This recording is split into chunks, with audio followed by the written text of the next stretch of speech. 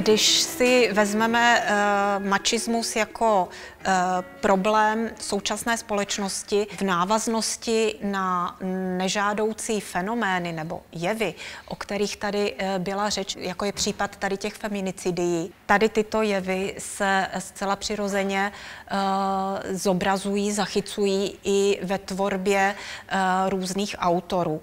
Zmíníme přinejmenším Roberta Bolaňa a jeho román 2666, ve kterém se o tomto tématu rovněž píše. A to je román kritikou velmi oceňován, je považován za jeden z nejlepších z konce 20. století. Dokonce když Roberto Bolaño vydal Divoké detektivy, jeho předchozí román, a potom posmrtně vyšel tento 2666, se začalo mluvit po celém světě o jisté Bolañomanii. A zajímavý je, že velká část románu, ta dějová linie, sleduje život jednoho literárního kritika. To znamená, že v tomto románu najdeme obě témata našeho kurzu, tedy literární věda i násilí. To dílo je opravdu monumentální, konec konců máme ho tady před sebou, ale je monumentální ve všech významech toho slova, nikoli pouze rozsahem, ale také tím způsobem zpracování. A dlužno říci, že téma násilí je tam pojato velmi sofistikovanou formou, velmi zajímavou formou, která nutí čtenáře, aby se nad tímto problémem zamýšlel. Těch vražd, tam, co se objevují v románu, je strašná spousta.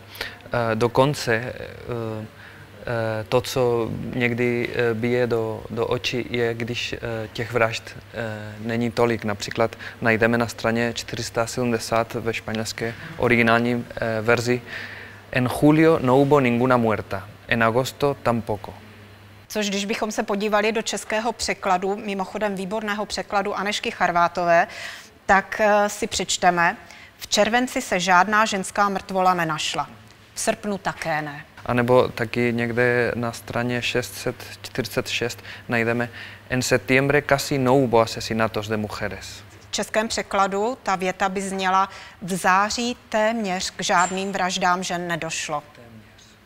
Ano, to zní opravdu hrozivě. Téměř k žádným vraždám nedošlo. To je to opravdu tak zlé?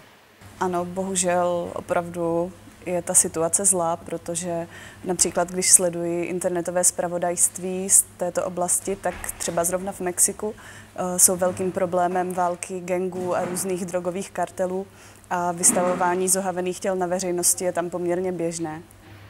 A nejsou to jenom dojmy, co člověk získává třeba z nějakých blogů nebo tak.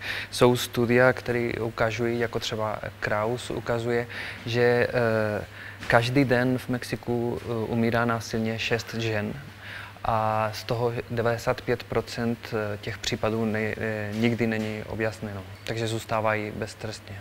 Čím je to způsobeno? V této souvislosti se poukazuje na selhání policie i úřadů kvůli korupci všude přítomné a taky na spojení zločineckých gangů s nejvyššími patry v politice.